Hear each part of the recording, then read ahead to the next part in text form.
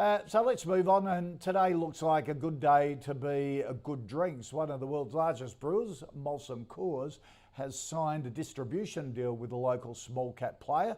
The agreement potentially adding $40 million to Good Drinks Australia's revenue over a 5-year period. To take us through the details, Good Drinks Australia CFL Marcel Brandenburg joins us live from WA. Marcel, you've hooked in a big fish here. Molson Coors, one of the global leaders. How did it come about? Yeah, look, Koshy, thanks for that. Look, it's just been a wonderful deal. This is a sort of deal that it's just a deal of the century for us. It ticks all the boxes and has none of the crosses that you don't want. So it beautifully dovetails into our existing strategy. We've long declared we've wanted to be in more broader categories of the liquor market, and international lager is one of those segments. And these brands, so they're Miller Chill, Coors, Miller Draught, and Molson Canadian. They're just wonderfully positioned and leading brands in that segment. So for us, it's a wonderful fit for our portfolio.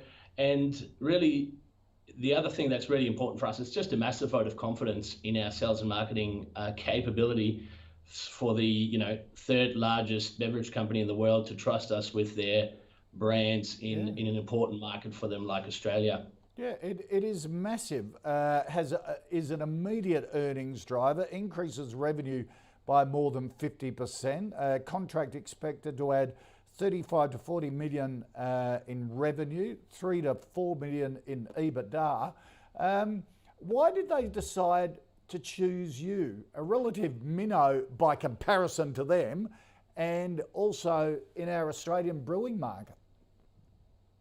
Sure. So there's a bit of a history with those brands in the market. They used to be manufactured and distributed by Coca-Cola Amatil. Coca-Cola Amatil was recently acquired by Coca-Cola Europe, and they just made a strategic decision to move away from beer. So these brands just became available for distribution. Right. And if you're not prepared to go to the big brewers like Asahi and Lion, then really there's probably just Coopers and us left to distribute those products for you.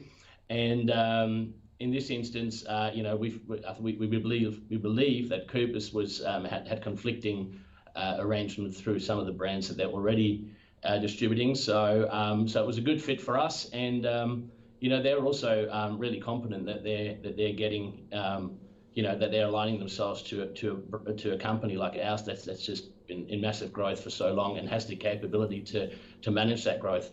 Yeah, you have had massive growth. There's no doubt about that. Of course, coming out of Gauge Roads, and you've got the brands behind you there. How are you scaling up to meet this deal? Because that would be the issue. Great, and blokes like you, the CFO, does a deal like this, and you go to the production guys and they go, "Oh, great, mate. How are we going to scale up to meet the pressure here?"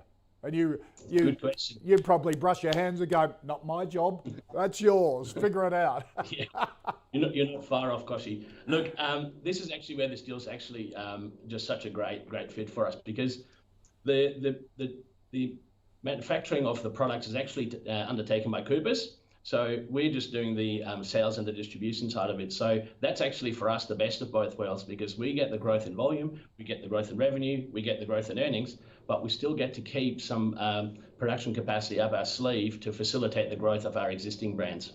Right. So look at that price chart there is pretty good on the charts though. There you're sitting pretty.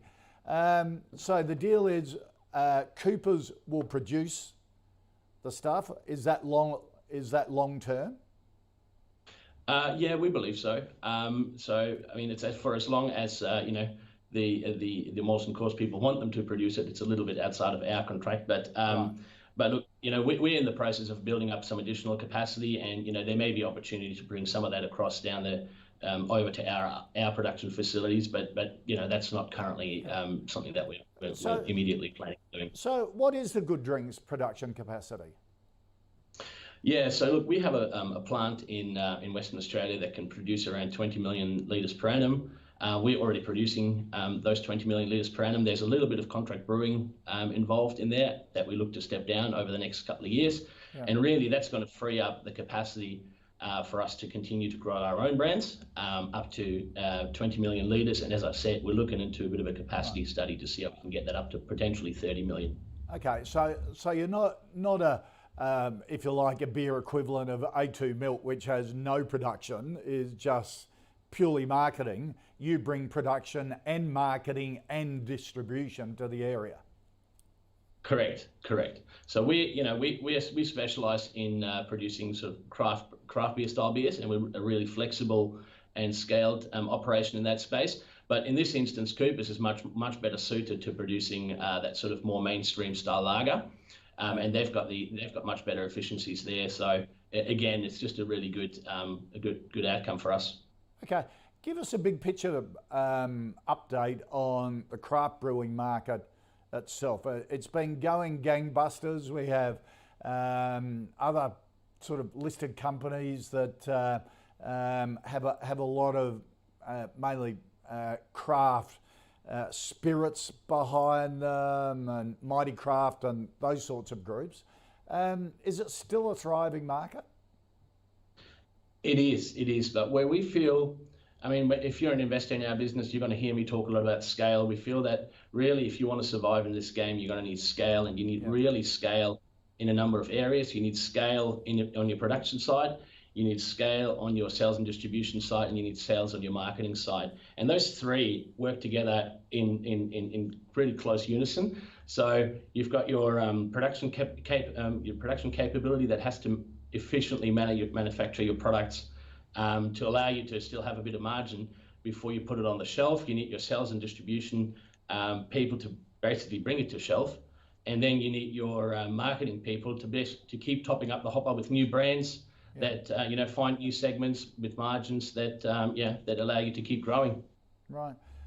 Some of the big behemoths have been buying up a lot of the little guys. You've had Pirate Life, you've had a couple in Queensland, also been taken over by the big boys. Do you get much interest?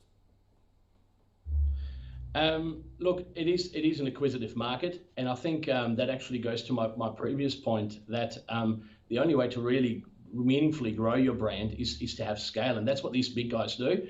They can easily pick up smaller companies and just insert them into their big machine and immediately get the production efficiencies and the scaled sales and distribution and marketing efficiencies. So look, it is an acquisitive market. We've actually been on the other end of the table, so we've been actually making some acquisitions in the past, and there's a few players in the market that that we're keeping our eye on to see if they're a good fit for us. Okay, still on the acquisition trail. Marcel, congratulations, great deal, and well done on the growth of the business. Appreciate your time joining us here on Ausbiz. Thanks so much for your time, Koshi.